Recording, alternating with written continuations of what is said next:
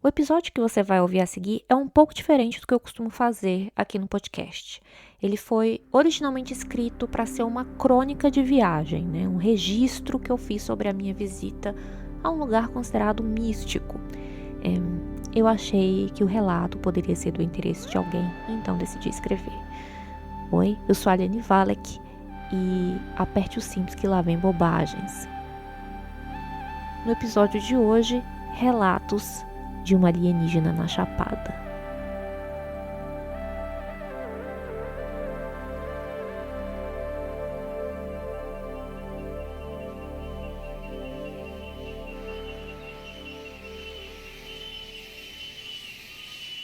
Uma das minhas maiores motivações para enfim conhecer a Chapada dos Veadeiros, além de não colocarem mais em dúvida a minha identidade centro-oestina, como é que você pode ser de Brasília e nunca ter ido? Era também a de ver de perto por que o lugar era tão atraente para turistas alienígenas.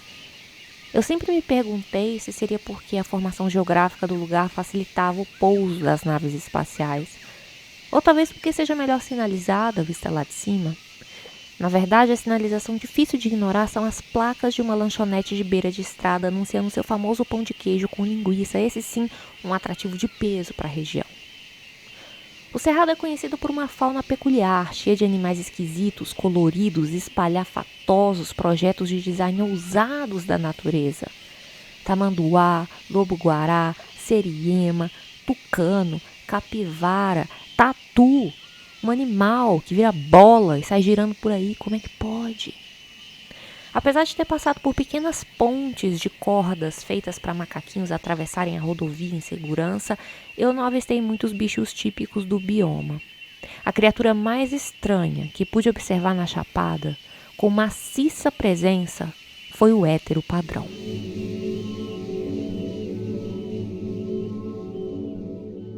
Parei no mirante que dava vista para uma gigantesca baleia rochosa que parecia ter encalhado no horizonte, o Morro da Baleia.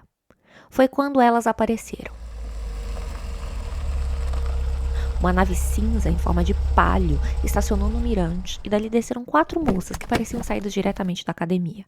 Usavam leggings coladas, tênis de exercício, os longos cabelos alisados presos em um rabo de cavalo. Elas chegaram tirando a camiseta sincronizadas como se tivessem um plano muito claro. Ficando apenas de top, a primeira se aproximou da cerca do mirante, aprontou a pose, cabelo solto, liso como a pelagem de um tamanduá bandeira esvoaçando ao vento, olhar no horizonte, bunda empinada, a amiga já a postos com o celular, clicando. Fizeram isso com uma precisão industrial. Tira a foto, avança a próxima, pose, bunda, clica, sai. Podia ser a mesma foto replicada no perfil das 4, ninguém notaria a diferença. Vestiam o mesmo tipo de roupa, o mesmo estilo de cabelo, o mesmo físico esculpido pelo crossfit. Amiga, tá dando pra ver minhas gordurinhas? Uma delas pergunta, enquanto tenta parecer contemplativa diante daquela grandiosa paisagem. Qual gordurinha? A pobre criatura era mais seca que o clima do cerrado. Outro motivo que me levou à Chapada foi me conectar com a minha hippie interior. A minha expectativa era poder ter as minhas membranas atravessadas pela aura do jovem místico Tilelê que deu fama ao lugar. E assim, amolecer um pouco meu espírito endurecido pela caretice da cidade grande. Eu esperava cristais, OVNIs, maconha. Em vez disso, encontrei pressão estética, já na primeira parada. O sentimento de me sentir deslocada, estranha, como se eu de repente tivesse entrado num episódio sinistro de Além da Imaginação, me atingia toda vez que eu cruzava com héteras padrão pela cidade, nas trilhas, na cachoeira. Ver aquelas mulheres todas iguais tinha um efeito parecido com o de avistar a paisagem tomada por intermináveis plantações de soja. Era mais um claro sinal do dinheiro do agro dominando o cerrado. Não demorou para eu perceber por que a região estava cheia de ratas de academia. As trilhas, mais desafiadoras do que eu imaginava, exigiam força, resistência, fôlego. As pernas fortes daquelas moças, trabalhadas à base de muita leg press, foram treinadas para superar os obstáculos da trilha, subir nas pedras, resistir a longas caminhadas, atravessar terrenos escorregadios sem titubear e correr o risco de rolar ribanceira abaixo. Os seus corpos de super-heroína gritavam aventura! Ao contrário do meu, físico de observadora de insetos, com a postura que atesta apenas que passo a maior parte do meu tempo curvada diante de um computador. Quem estava fora de lugar ali era eu.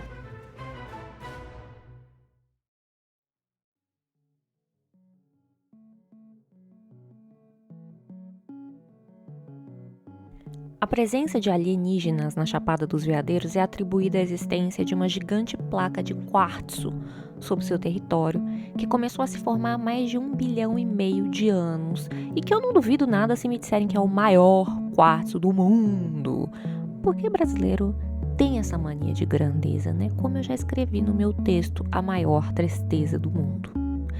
Aparentemente, seres extraterrestres piram em cristais, da mesma forma que tias hippies, o que os levam a preferir fazer turismo em Goiás do que conhecer as praias do Rio de Janeiro ou visitar a Torre Eiffel em Paris. Você já ouviu falar de aliens na fila do Louvre? Acho que não, né? Outra teoria para a preferência dos aliens pela região seria o paralelo 14, uma linha imaginária que passa tanto pela Chapada quanto por Machu Picchu, com uma grande rodovia cósmica onde os discos voadores trafegam, mas com certeza é na altura da Chapada dos Veadeiros onde os turistas extraterrestres podem parar para esticar as pernas, fazer um xixizinho e encontrar as melhores opções de comida de beira de estrada. Alto Paraíso de Goiás é mais uma cidade brasileira que abraçou o turismo ufológico, ao lado de Varginha, em Minas Gerais, e Barra do Garças, Mato Grosso, onde a prefeitura construiu até mesmo um discoporto. Mas a construção que realmente atrai turistas é a de narrativa. Basta envolver a cidade em histórias e na estética espacial para trazer movimento para a cidade. No caso, não tanto a de seres de outros planetas, mas todo tipo de curioso, entusiastas da ufologia, interessados em observação de OVNIs e fãs de Star Trek. Alienígena mesmo, eu não avistei nenhum, exceto os simpáticos bonequinhos de ETs vendidos como souvenir nas lojinhas da Vila de São Jorge. Por onde andam os aliens? Poxa, logo na minha vez eles não aparecem.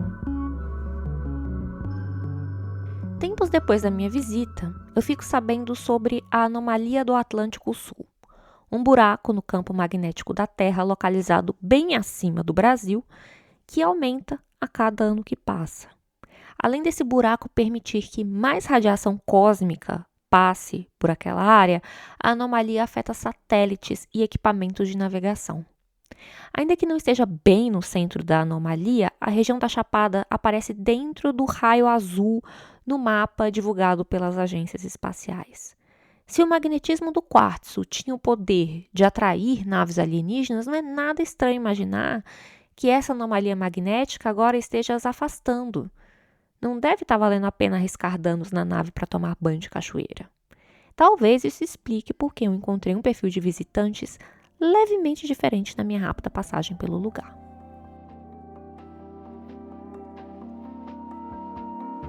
Fico hospedada em São Jorge, um vilarejo muito charmoso com uma população tão simpática que chega a assustar quem, assim como eu, esteja habituado com o jeitão fechado do europeu ou do brasiliense. Quando chegamos na vila, descobrimos que aquela noite começaria um festival de jazz que me deixou muito animada para assistir. A identidade visual do pôster, estampado com cores psicodélicas, usava o símbolo do disco voador, bichos do cerrado e um personagem muito parecido com o Hermeto Pascoal, o que era bastante promissor. Agora sim, vou encontrar minha galera. Depois de um dia cansativo no meio do mato, debaixo de um sol do cão, o quartzo gigante devia estar com defeito, porque em vez de me sentir energizada, eu fiquei esgotada. Eu e meu cônjuge, Marcos Felipe, passamos na pousada. Depois fomos jantar e passear pelas ruas de São Jorge, um total de 3. Já passava muito da hora anunciada para o início do show, rodando a cidade inteira, e nenhum vestígio de que algum festival iria acontecer ali em algum momento. Na frente da Praça Central, onde a programação dizia ser o local do festival, não havia nenhum sinal de equipamento de som, de instrumentos musicais, de gente da produção. Música por ali, apenas o sertanejo em alto volume vindo dos botecos lotados. De volta à pousada, puxamos papo com o rapaz da recepção, sempre acompanhado do seu pitbull gigante. Perguntei para ele, pro moço, não pro pitbull, se o festival de jazz também era mais uma das lendas locais. Ele explicou que os músicos deveriam estar por aí, papeando ou tocando na casa de alguém, mas que apareceriam pro show sim. Mas a que horas? Assim que eu pronunciei essas palavras, eu percebi o quanto elas me faziam soar gringa. Segui as horas do relógio. Veja que ideia absurda! O cara riu e me explicou. Aqui não tem hora certa não, mas quando começa, é madrugada dentro. Tem que tomar cuidado para não entrar no dark side e acabar virando um duende, sabe como é? Não, definitivamente eu não sabia como era. Mas fica tranquila que mais tarde vai rolar o show sim. Músico tem o tempo dele, demora a se preparar, igual mulher. E aí olha pra mim, imitando o gesto de passar rímel nos olhos. Vocês não ficam horas pra escolher roupa, se maquiar, passar chapinha no cabelo? Pois é, então, a mesma coisa. Moço, olha bem pra mim e me diz se eu pareço gastar mais de 5 minutos arrumando a cara. A gracinha do macho hétero foi mais um sinal de que eu não encontraria nenhuma experiência fora da normalidade esperada, pelo menos não aquele dia. Voltamos pro quarto, onde adormeci com a voz de uma moça dando aula online de inglês na casa vizinha, além do som de um pesado temporal que começou a cair do lado de fora. Com aquela chuva, acabavam os nossos planos de cachoeira no dia seguinte.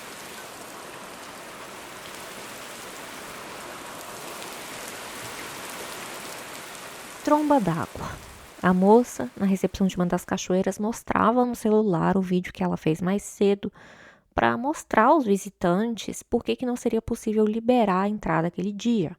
Apesar de ter parado de chover, o volume de água tinha aumentado muito na cachoeira, criando uma água barrenta e uma correnteza forte, o que tornava perigoso o passeio.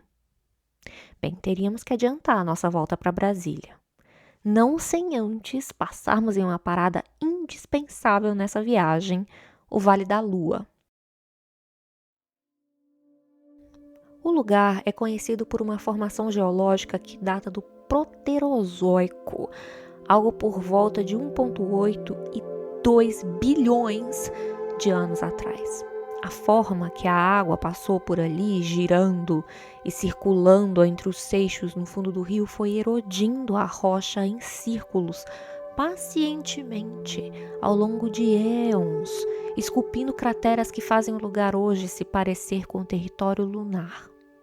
Enquanto algumas cidades precisavam construir todo um cenário para evocar uma atmosfera extraterrestre, como montar discos voadores e esculturas de ETs cabeçudos no meio da praça, ali a natureza já se encarregou de criar essa atmosfera sideral.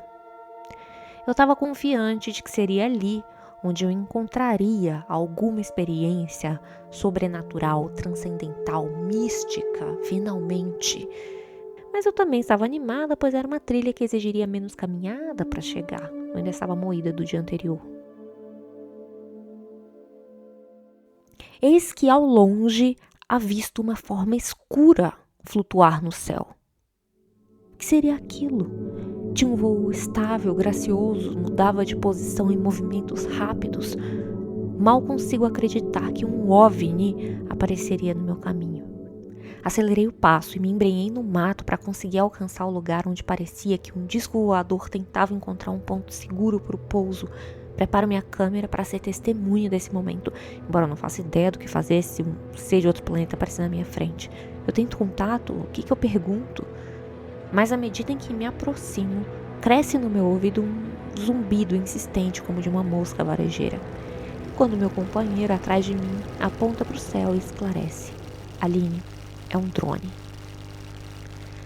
Como eu não usava os meus óculos de grau, eu não entendi de imediato que aquele objeto voador facilmente identificável para qualquer um sem miopia e astigmatismo era simplesmente um drone sobrevoando um grupo de amigas, que eu não sei dizer se eram as mesmas do Morro da Baleia ou algum outro grupo de moças muito parecidas, ou um exército de clones da Virgínia Fonseca, não sei, mas que estavam ali em cima de um rochedo, apenas de biquíni, pousando para foto exibindo as suas curvas, usando as crateras do Vale da Lua como cenário. Claro que se tivesse algo voando por ali, não seria um OVNI, mas um drone fazendo registro aéreo de uma bunda em 360 graus. Que mais seria? Todo turista é essencialmente um alienígena. Ele não é dali, está só de passagem. Pode, por um momento e sem muito compromisso, viver uma realidade que não é sua rotina.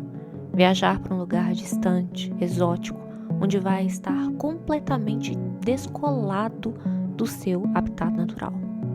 Onde ele vai poder experimentar a sensação de ser diferente. Onde ele pode se sentir aventureiro, corajoso, posar como um explorador, ainda que os caminhos já tenham sido todos abertos antes dele. Quem quer ver disco voador tem que olhar para cima. Vou confessar, não era o meu caso. Eu estava olhando para baixo, para as outras pessoas. Eu tenho essa mania de ficar observando como se comportam, sobre o que falam, como se divertem, mesmo que eu não entenda muito bem. Principalmente quando eu não entendo muito bem.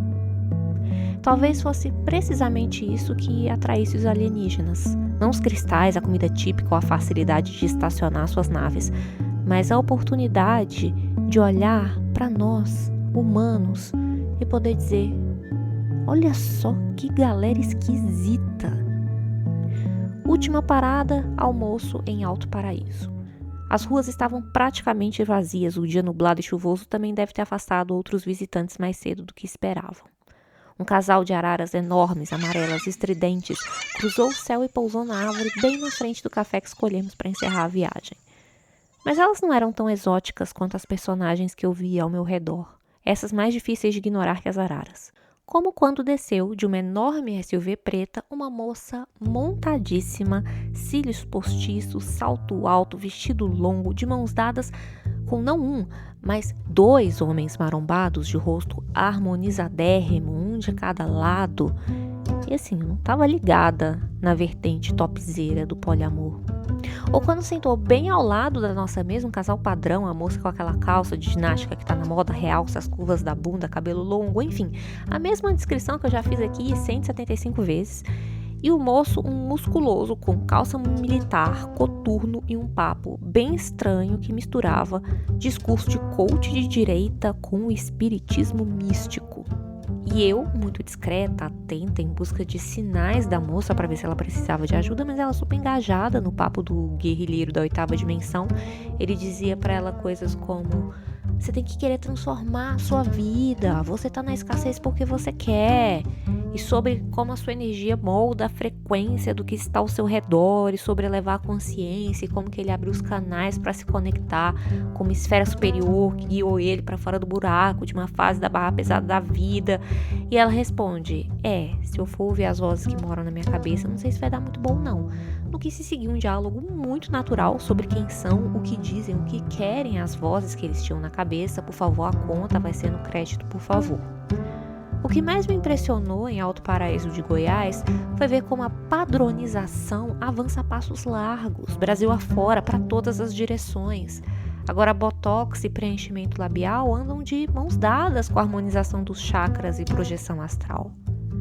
Eu não encontrei exatamente o que eu imaginava encontrar nessa viagem, mas talvez a Chapada seja mesmo um lugar que atraia aliens, porque foi assim mesmo que eu me senti, uma alienígena. Foi só no último momento, logo depois de pedir a conta e se preparar para pegar a estrada, em que eu menos me senti uma estranha, fora de lugar. Foi quando apareceu uma mulher mais velha, passando pelos clientes do café, com seus livros embaixo do braço, e com ela eu me conectei. Uma autora independente vendendo seus livros de mesa em mesa. Olha, tem outros como eu por aí. Ela era uma moradora da cidade, tinha largado tudo em Curitiba para morar em Alto Paraíso de Goiás nos anos 80, onde ela virou professora.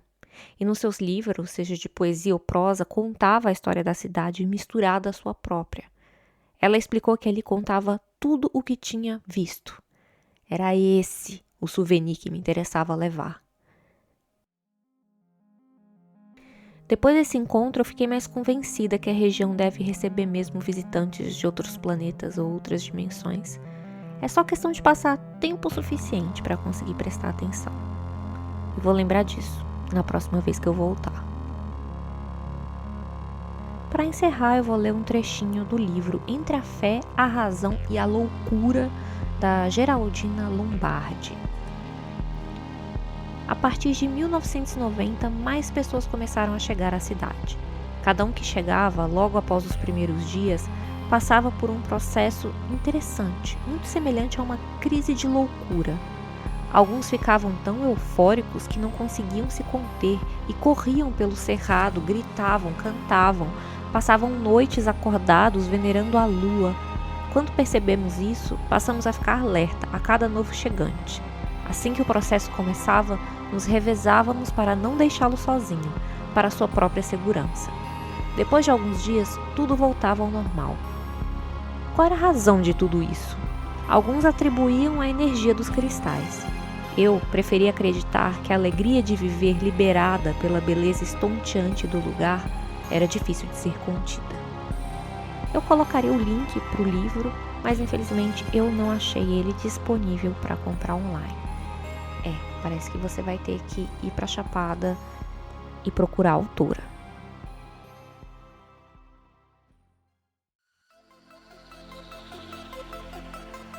Este podcast é um oferecimento dos meus ouvintes apoiadores.